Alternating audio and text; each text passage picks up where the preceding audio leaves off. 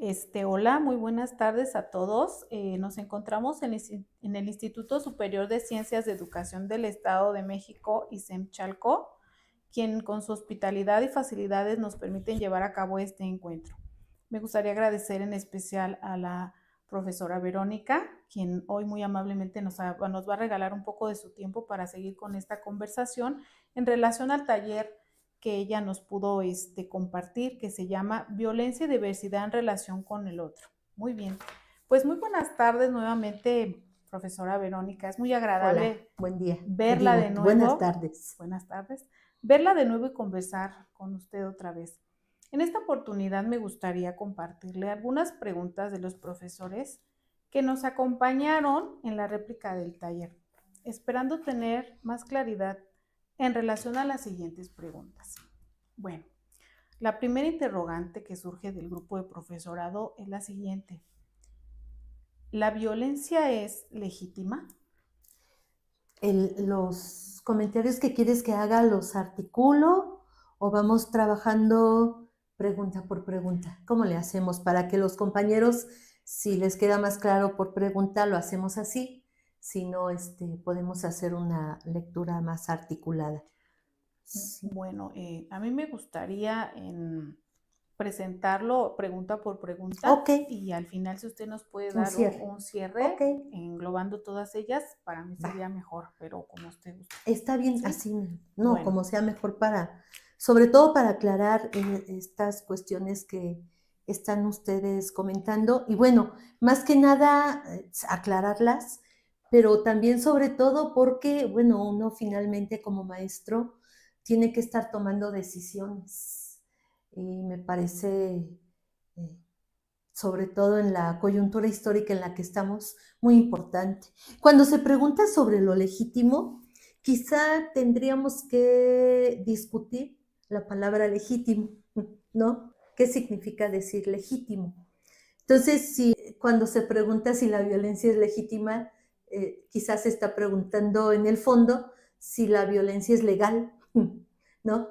Vinculado al concepto de ley está el concepto de auténtico, está el concepto de verdad, está el concepto de necesidad, pero entonces quizá eh, la pregunta con la palabra legítimo es medio compleja porque, por un lado, cómo es que se construye la idea de la ley en los países, la herencia política. Recuerdo mucho cómo una de las frases que puede ser legal, fíjate, ahí hay algo interesante, puede ser legal, pero no es legítimo.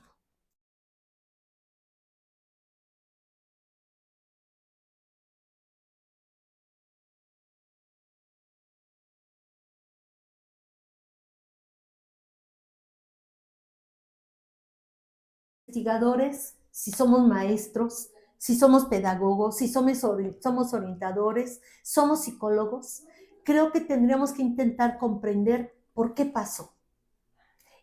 Antes de acusarlo y eres culpable y por lo tanto, obviamente legalmente va a ser acusado, va a ser encontrado culpable y etcétera.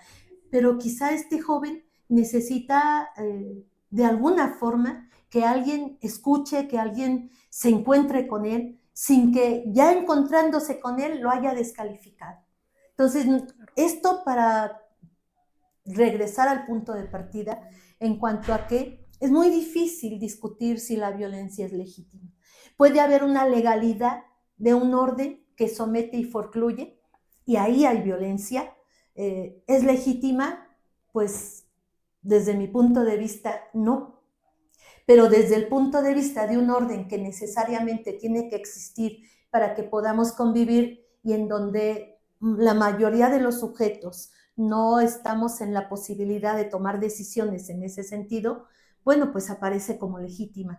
Luego, hay legitimidad en la violencia de un joven que actúa en términos de la anulación en cuanto a la posibilidad de futuro. Tendríamos que intentar comprenderlo mucho, de tal manera que antes de acusarlo como violento, pudiéramos comprender y pudiéramos interpretar por qué pasó eso.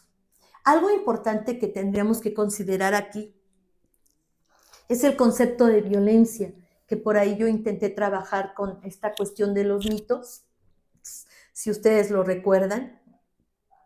Y comentábamos en el fondo, sobre todo con este autor René Girard, que la violencia nace con lo humano.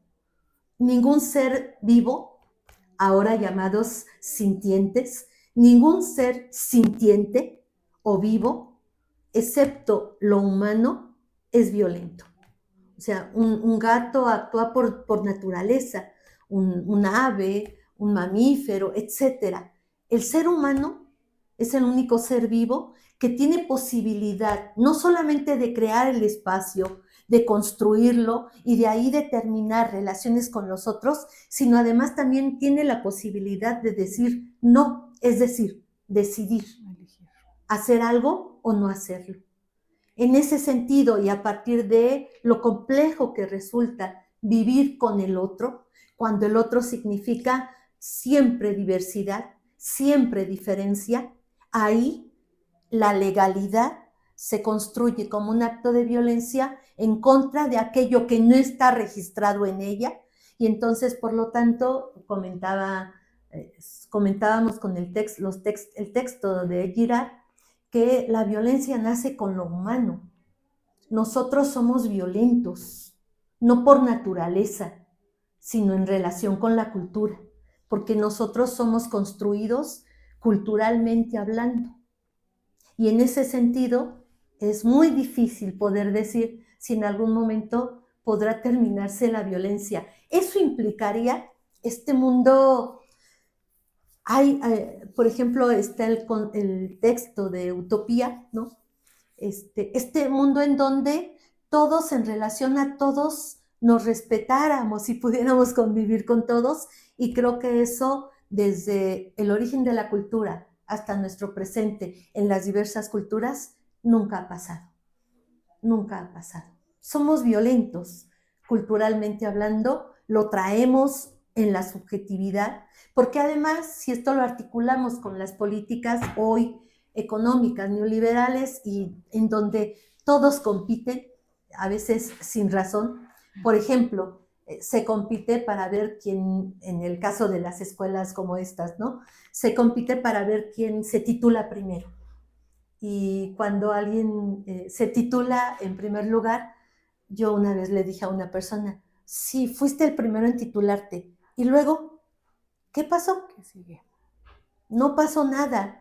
Y además tu trabajo era un trabajo pues, que se hizo rápidamente con el afán de terminar. Es decir, hay una lógica de competencia en donde ya no importa qué digo, cómo vivo, cómo se construyen las relaciones, lo que importa es ganarle al otro. Si estamos en la lógica de competencia, donde lo importante es ganarle al otro en todos lados, en la calle, en el súper, en los espacios públicos, en la esfera privada, luego entonces la violencia aflora en todos los ámbitos y es muy difícil, y lo estamos mirando, vivir con el otro. Eso implica que cuando se habla de esta segunda pregunta, si la violencia es un producto social de poder, bueno, acuérdense que el concepto de poder es un concepto muy trabajado por Michel Foucault, y cuando Foucault trabaja el concepto de poder, Foucault no habla del poder, habla de la relación de poder. Acuérdense que el poder no es dominio, no es control. El poder es posibilidad de actuar en la relación con lo otro o con el otro. Entonces, cuando hablamos del poder, siempre nos colocamos en una relación mínimo entre dos. Y se trata de dar cuenta cuál es mi posibilidad de moverme frente a ti y qué posibilidad tiene el otro de moverse frente al otro. Y cómo en esa relación hay también el espacio del encuentro a través del cual se puede acordar para poder determinar cómo nos vamos a relacionar el uno con lo otro y el otro con el uno, de tal forma que la particularidad de cada sujeto sea salvaguardada y eso de alguna manera asegure hasta cierto punto la posibilidad de la convivencia, ¿no? Entonces, no, la violencia no es producto, no es producto de una relación de poder, más bien la violencia es producto, es creada por esta relación cultural en donde hay un ideal cultural, todos estamos de alguna forma, tanto históricamente como subjetivamente, sometidos a ese ideal cultural y todos anhelamos llegar a la punta del iceberg, al cenit, antes que los otros para decir que somos los mejores, aun cuando eso nada signifique. Y en ese sentido, la violencia nace con nosotros, ¿no? Ahí, por ejemplo, hay autores, está desde Heráclito, pero ya más hacia nosotros estaríamos hablando de Nietzsche, estaríamos hablando más acá con Freud, con Lacan, ¿no? Autores que han reconocido que el hombre no es bueno por naturaleza, ¿no? El hombre a lo humano le encanta poder someter al otro y le encanta sentir experimentar esta como superioridad frente al otro, de tal manera que haya una supuesta autoridad, aunque no podríamos decir autoridad, sino más bien dominio sobre lo otro, control sobre lo otro, y eso me dé seguridad a mí, aunque en el fondo nunca se logra esa absoluta seguridad, ¿no? Ahora, el problema de la violencia socialmente hablando sí existe, ¿no? Y eso lo podemos mirar en todos lados y a cada hora. Entonces, pero este problema de la violencia no es generado solamente por los sujetos incapaces de vivir con lo otro, sino además también es producto de cómo es que los diferentes grupos sociales se han venido organizando y cómo en esta forma de organización se ha buscado esta cuestión de demostrar superioridad, demostrar una supuesta autoridad que no existe, porque el concepto autoridad significa otra cosa, y eso ha generado actos de violencia. Pero también, por otro lado, creo que estamos en un punto coyuntural, históricamente hablando, donde estamos viviendo el fin de una época que está vinculado al humanismo, a los humanismos, y estamos siendo testigos y partícipes al mismo tiempo de la creación de una nueva época donde las cosas se van a transformar de manera importante. Seguramente no vamos a estar presentes cuando el nuevo orden cultural se constituya finalmente, pero estamos viviendo la ruptura. Hay duda y hay incredibilidad, sí, sobre el orden familiar, sobre el orden escolar, sobre el orden divino, sobre el orden del gobierno en relación con el Estado, es decir, las instituciones que nos dieron origen hacia finales de 1700, 1800, hoy todas se están rompiendo.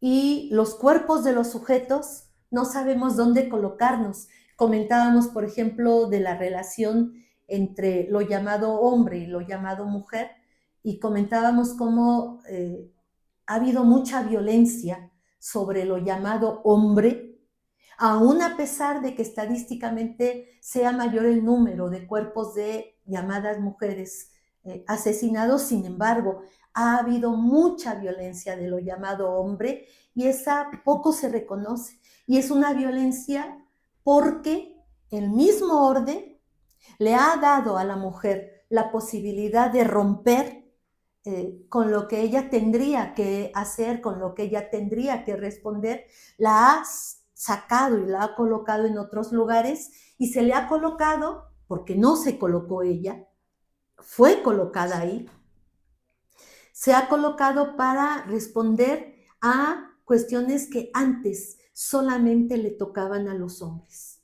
Entonces, imagínate, lo llamado hombre hoy ya no es dador, ya no es el que da seguridad, ya no es el de la fortaleza, ya no es el que organiza, ya no es el que responde frente a dudas, Y entonces es un cuerpo que se ausenta, que se excluye, porque ya no sabe cómo colocarse frente a otro cuerpo que está intentando dominar los espacios.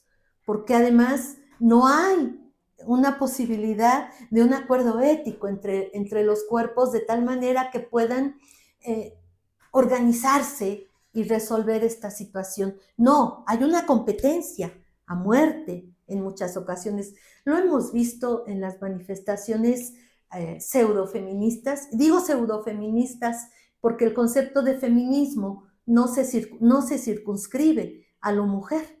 Lo femenino no es de las mujeres, así como lo masculino no es de los hombres. Pero bueno, esas son viejas discusiones que tendríamos que aclarar en otro momento. Entonces, esta violencia sobre lo llamado hombre es a tal grado fuerte que, como ya no tiene que responder a lo que la época le solicitaba imperativamente, porque la otra está compitiendo para poder resolver eso, este sujeto se ha anulado.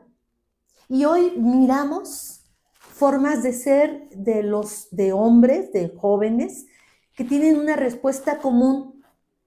Seguramente algunos compañeros la han tenido muchas veces y algunas compañeras se han golpeado en la cabeza por escuchar esa palabra. Cuando se les pregunta sobre hacer algo, la respuesta es no sé. No sé. ¿Vamos a este lugar? No sé. ¿Hacemos esto? No sé. ¿Recogemos esto? No sé. Y ese no sé implica un anularse porque yo no me hago responsable de lo que va a suceder, delego en el otro la responsabilidad porque hay una competencia y entonces yo creo como un espacio para mí mismo en donde yo de alguna forma resuelvo mis necesidades, pero ya no estoy vinculado con lo otro. Entonces, creo que estamos viviendo un tiempo de una crisis fuerte de las diferentes instituciones que lograron consolidarse hacia la modernidad y que eso nos está trayendo niveles de violencia jamás vistos o sí mirados, pero no con la regularidad con los que hoy nos estamos encontrando. No es que sea bueno o malo, simplemente se está rompiendo con esta imagen de humanidad y se está construyendo hacia otro lugar. Aquí un elemento muy importante es la tecnología y son las inteligencias artificiales que aparentemente, fíjense, aparentemente resuelven cosas, ¿no?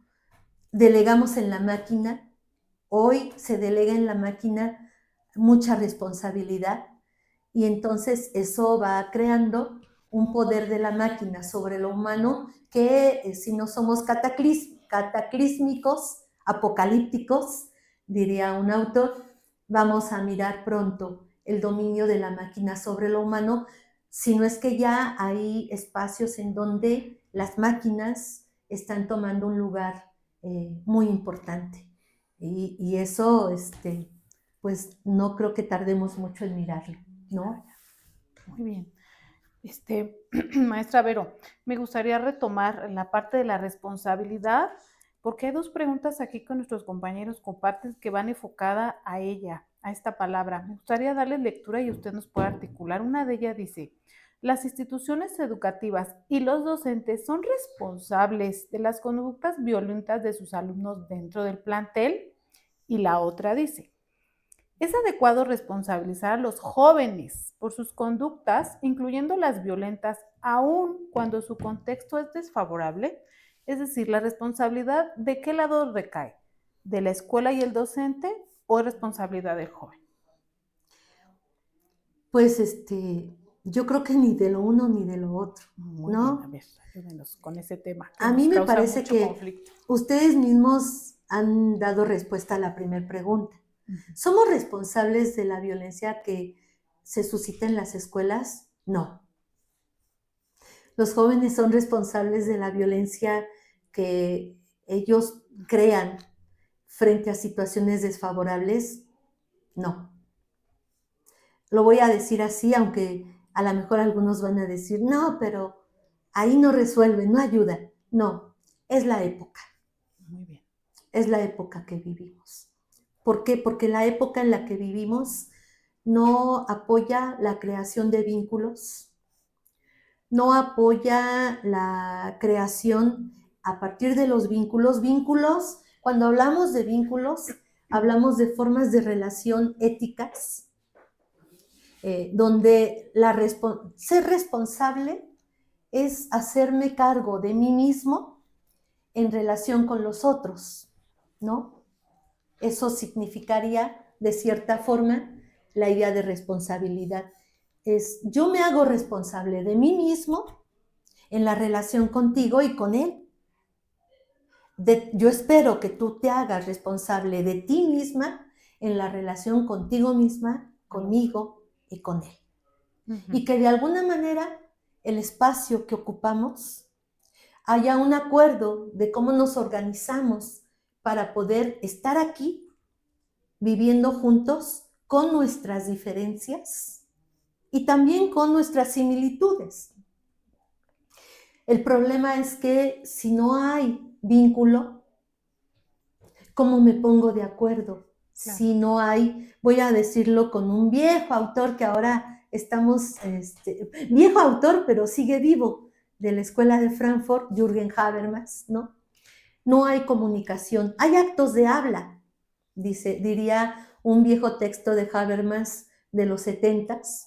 Hay actos de habla. El problema es que los actos de habla son actos de habla mayoritariamente ilocucionarios, hiperlocucionarios, es decir, son órdenes morales que por debajo como que no son abiertamente órdenes, pero moralmente sí son órdenes, son formas de ordenar a los sujetos.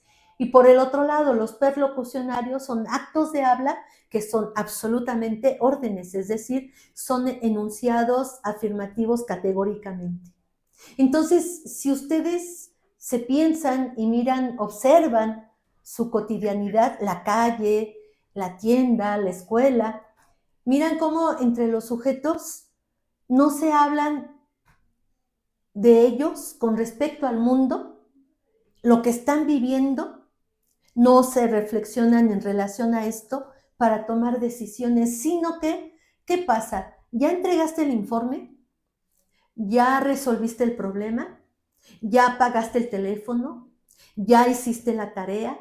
¿Ya te bañaste? ¿Ya limpiaste? Es decir, son órdenes. Sí. Esa es la distinción que hace Habermas entre actos de habla, que generalmente son órdenes y no crean vínculo, y el acto de comunicación, porque un acto comunicativo es un acto donde se crea intimidad con el otro, y un elemento importantísimo para poder crear intimidad con el otro es aprender a escuchar al otro. Yo les decía, creo que sí lo comentábamos en el curso, un maestro, es una perspectiva muy particular, un maestro no puede llegar al grupo, mirar al grupo y desde la mirada empezar a descalificar cuerpos. Porque si yo llego descalificando al otro, ya no hay encuentro. Claro. Ya no me coloco como escucha de las demandas del otro, sino ya me coloqué como un sujeto que detenta el poder, detenta la autoridad de la institución y entonces va a someter a través de detentar esa autoridad.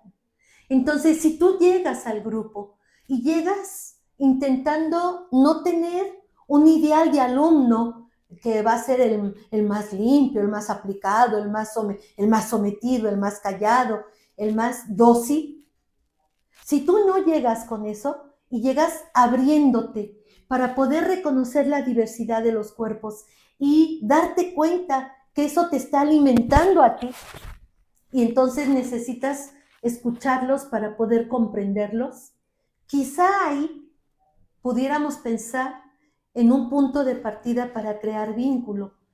Pero si no estamos dispuestos a escuchar, y sobre todo si no estamos dispuestos a delegar algo de mí por construir una relación con el otro, no es posible, ¿no? Entonces, creo que ahí yo por eso regreso al punto de partida, es la época porque subjetivamente hablando hemos sido creados, nuestra subjetividad está construida simbólicamente hablando, está construida a partir de imágenes que dominan el presente, en las que creemos sin pensarlas, sin reflexionarlas, sin meditarlas, sin deconstruirlas, preguntándonos, ¿y por qué el estudiante que siempre llega temprano es mejor que el que no llega? ¿Y por qué el estudiante que termina más rápido un ejercicio es mejor que aquel que se tarda? ¿Y por qué el estudiante que cuando yo le pido algo lo hace inmediatamente es mejor que el que no lo hace y me pregunta, ¿por qué? Claro. Si no rompemos con estas imágenes que están en mi cabeza a partir de cómo en la cotidianidad yo he sido construido subjetivamente, no vamos a poder construir el vínculo y no vamos a construir una comunicación que implica crear intimidad con el otro. La intimidad tiene como punto de partida escuchar. Cuando yo escucho lo que el otro me dice, yo me estoy confrontando como imagen de mí mismo con la imagen del otro. Y estoy mirando cómo hay una diferencia, hay algo que del otro sale con respecto a mi imagen, y eso que sale del otro, en lugar de rechazarlo, me alimenta. ¿Por qué? Porque me ayuda a comprender que culturalmente hablando somos diversidad.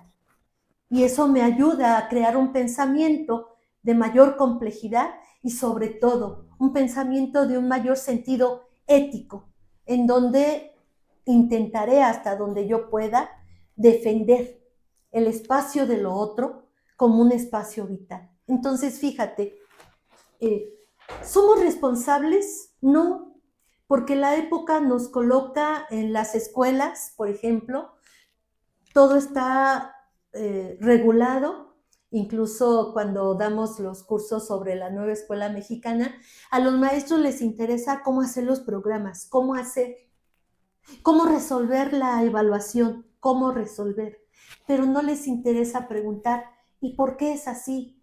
¿Y por qué los principios son estos principios?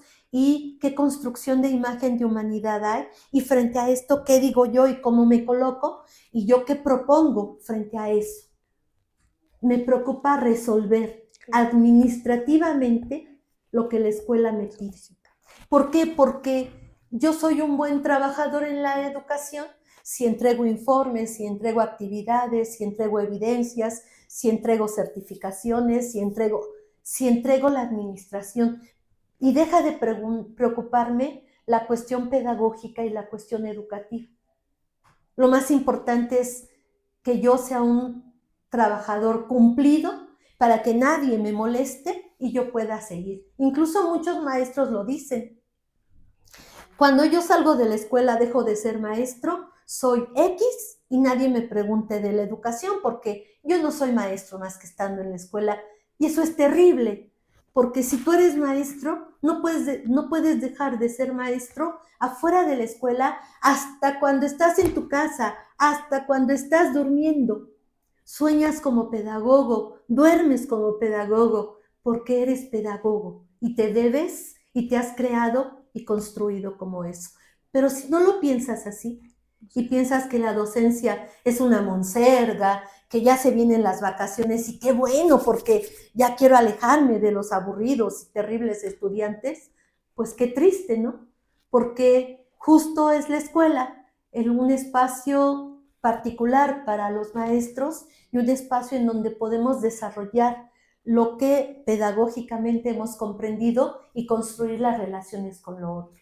Entonces, el mundo de la velocidad, el mundo de la administración, el mundo de la certificación, el mundo del mercado, el mundo de la competitividad, nos ha construido esta subjetividad y de tal manera que no creamos intimidad con el otro, no escuchamos al otro y no producimos, no creamos actos de comunicación, sino siempre son órdenes.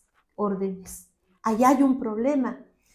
¿Es responsabilidad del maestro la violencia? No, no, porque tiene que ver con muchas otras circunstancias que están sucediendo alrededor de nosotros y que tienen que ver con esto que yo alguna vez he trabajado como la crisis de la época, ¿no? Hay un autor que es Hegel, hay otro autor, los románticos, por ejemplo, los filósofos del romanticismo, hablaban del espíritu de la época. El espíritu de nuestra época está cayéndose, está terminando y está creándose el impas, ¿no? Se está abriendo un paréntesis para la creación de una nueva época, un nuevo espíritu. Y vivir este caos, esta ruptura, es vivir en un caos donde de repente los sujetos y los cuerpos no sabemos dónde y cómo colocarnos porque nuestros lugares se están rompiendo, lo que yo un poco explicaba sobre la imagen de lo llamado hombre. El estudiante es responsable, yo creo, no hago apología de la juventud, pero sí creo que el estudiante es el menos responsable. ¿Por qué? Porque es un joven. Él no creó las normas y las reglas. Él no creó los supuestos valores de la moralidad que restringen y forcluyen, ¿no? Él está siendo construido a costa de muchas cosas por ese orden cultural. ¿Es responsable como un sujeto que toma decisiones? Sí. Pero si el mundo está en caos porque se está rompiendo la época, imagínate lo que un joven en el presente piensa con respecto a un mundo que no le da oportunidades, donde hay pocas oportunidades, donde ser feliz y ganar dinero es verdaderamente complejo. Y entonces aparecen otros espacios como supuesta posibilidad. Algunos jóvenes lo toman y mueren a los 3 años, o también aparece las decisiones extremas, radicales de acabar con la vida porque no hay lugar para mí en el mundo. Y los niveles de suicidio a nivel mundial, aunque hay ciertos países particularmente, pero a nivel mundial cada vez crecen más. ¿Por qué? Porque no hay posibilidad. Y a lo mejor alguien podría decir, bueno, pero es que podrías trabajar de cualquier cosa, pero yo no quiero trabajar de cualquier cosa, yo quiero hacer algo en lo particular y no hay posibilidad. Entonces, no, yo creo que maestros y jóvenes no somos responsables, pero creo que de alguna forma, sobre todo los maestros, ¿por qué? Pues porque tenemos el dominio y la investidura que la institución nos da, ¿no? Podríamos hacer algo para intentar hacer de las escuelas lugares de resguardo de la diversidad juvenil. Y aprovechar en ese tiempo, en ese espacio de resguardo, aprovechar para mostrar saberes que les permitan comprender el mundo. Yo pienso que eso es posible. Yo creo que muchos de ustedes lo hacen, ¿no? Porque si ustedes no lo hicieran, sobre todo en el medio superior, si muchos de los maestros no lo hicieran, no todos, pero yo creo que sí hay maestros, no, las escuelas de medio superior serían lugares inhóspitos de caos. Así es. No sé si respondo. Claro que sí, y se vincula perfectamente con otra pregunta más que usted ya creo que ya dio la respuesta, pero le doy lectura. Dice, ¿el vínculo pedagógico afectivo entre alumnos y docentes se relaciona con la violencia escolar? Creo que va perfectamente con lo que usted nos acaba de comentar de la escucha del otro y posicionarnos pues en el escenario que está viviendo el joven, ¿no? Antes de ser juzgado. Sí, aquí lo que podríamos decir es que la tendencia a la generalidad es que no se construya el vínculo pedagógico afectivo, ¿no? Sin embargo, sigo, lo que comentaba hace un momento, sigo creyendo que hay lugares donde sí. Mira, por ejemplo, yo pienso en las imágenes de Pestalozzi, un pedagogo de 1800. Ajá. Y si ustedes ponen las imágenes de Pestalozzi, los niños, él trabajaba, bueno, había jóvenes también, había jóvenes y había pequeños, muy pequeños, en las granjas infantiles de Pestalozzi, y tú ves a un pedagogo que está sentado y encima tiene a los niños en el cuerpo. Aquí hay un niño asomándose, otro niño, acá hay un niño sentado en sus rodillas, acá hay niños hincados mirándolo a él y él está hablando con un libro abierto. Eso está hoy prohibido. Es decir, hoy se nos prohíbe a los maestros tener relaciones afectivas con los estudiantes. Entonces, ¿cómo vas a construir el vínculo si no puedes tener cercanía con los estudiantes? Porque todos somos sospechosos de violentar los cuerpos de los niños. Y como todos somos sospechosos, hay un reglamento que dice que no puedes estar a solas con el estudiante en el salón, que no lo puedes tocar, que no lo puedes menos saludar de beso, porque eso es sospechoso de ti. Claro, también es cierto que hay estudiantes que han usado eso para violentar a algún maestro que no les es grato. Y bueno, también hay una norma que dice que hay que separar inmediatamente al maestro hasta que se investigue qué pasó. Pero el vínculo pedagógico es un vínculo no solamente que atraviesa por la cuestión de la razón y de la relación de convivencia racionalmente hablando, sino que atraviesa por la relación afectiva de experimentar y sentir la cercanía de los cuerpos. ¿Cómo podemos hacer eso si se nos prohíbe por el problema de la violencia sobre los cuerpos de los niños? Es difícil, es contradictorio, ¿no? Entonces eso implica, es parte de las imposibilidades que yo no puedo tener, incluso si yo tuviera una cercanía, aunque sea de palabra, demasiado constante y demasiado repetida con un solo estudiante, ya sería yo colocada en la mira porque algo raro podría estar pasando con eso. Ni eso podemos hacer. Ello implica que no hay lo que ya habíamos comentado hace un momento, no hay posibilidad de creación de vínculos porque todo vínculo podría ser sospechoso. Y entonces lo que hay es una lejanía y nada más yo te muestro esto, te organizo en equipos, tú presentas, yo te certifico y adiós. Y no te conozco. Cuando la escuela, si pensamos en que la escuela es un espacio de socialización, pues la socialización no atraviesa solamente por aprender conocimientos y saberes.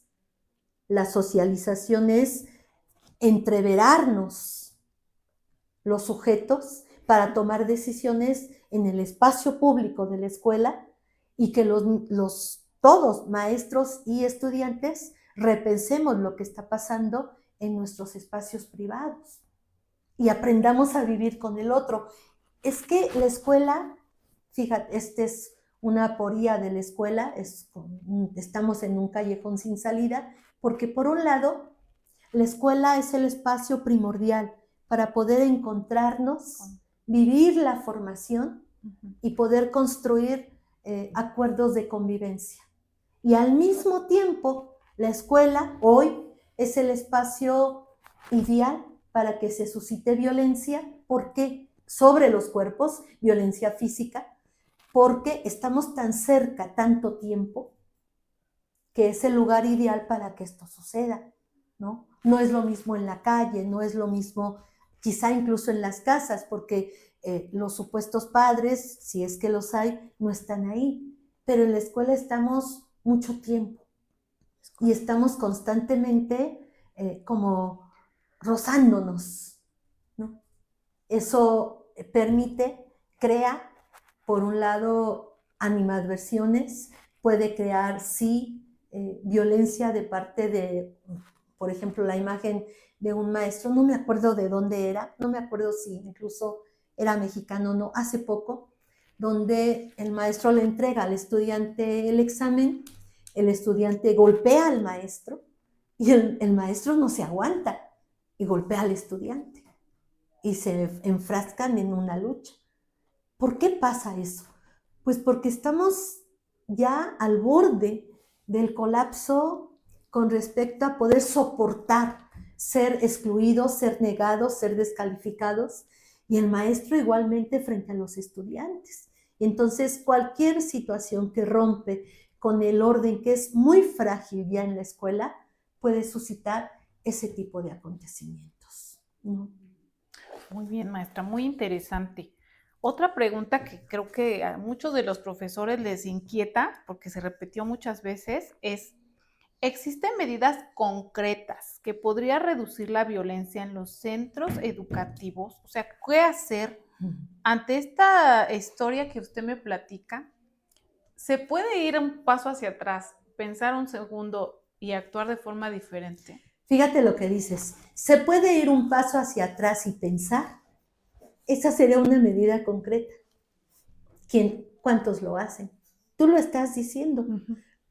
Antes de actuar, antes de decir cualquier cosa que pueda dañar al otro, que pueda generar una realidad agresiva, mejor cierro la boca.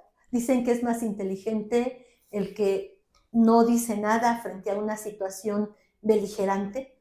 Cierro la boca, me voy hacia atrás y lo reflexiono. De tal manera que la reflexión implique, no solamente me hizo esto, sino además implique, yo soy el maestro, él es estudiante. ¿Qué puedo hacer? ¿Qué tengo que hacer? ¿Cómo decirle algo que lo toque de tal manera que lo contenga en un momento de crisis?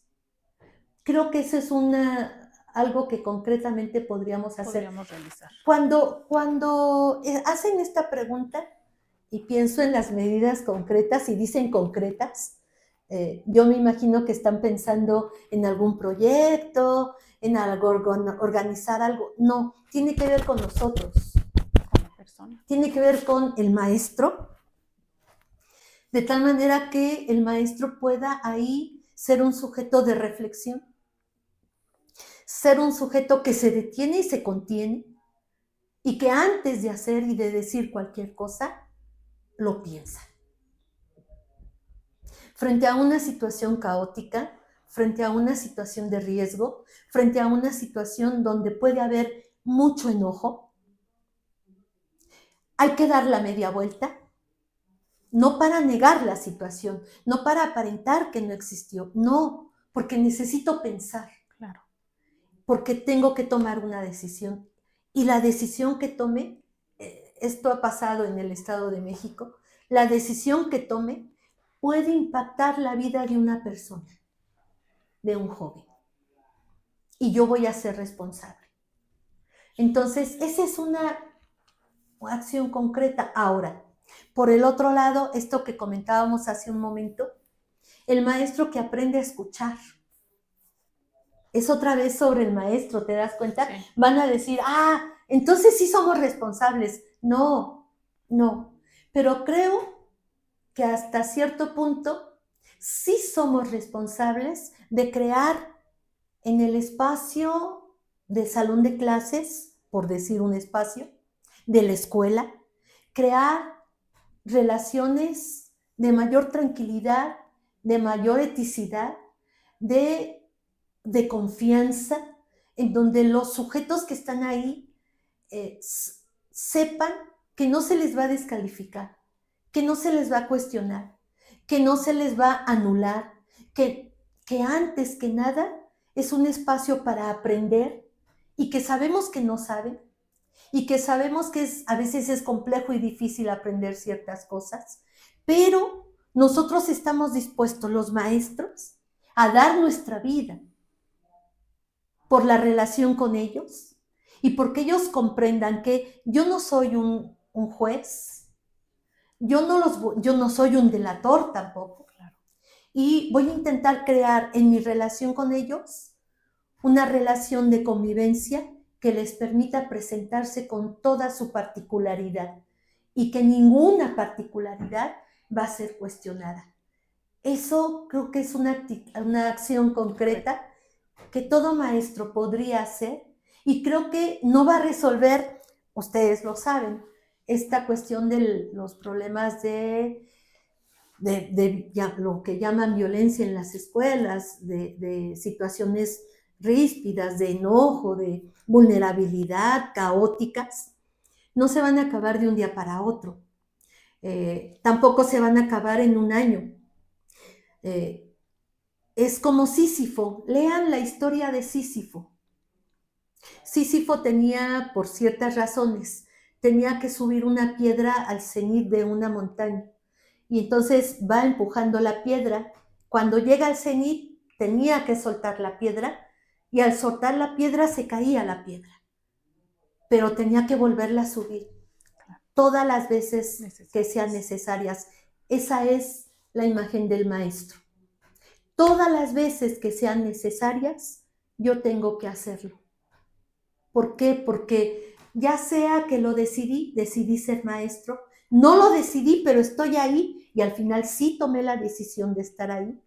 Y entonces soy responsable, no de los otros, soy responsable de un espacio, de crear un espacio donde los otros tengan confianza, y esa confianza les dé seguridad, incluso para hacer la pregunta más obvia. Cuando se está mostrando un conocimiento, yo puedo hacer la pregunta más obvia al maestro, ya la hicieron 7 veces, pero a mí no me quedó claro, y el estudiante tiene la seguridad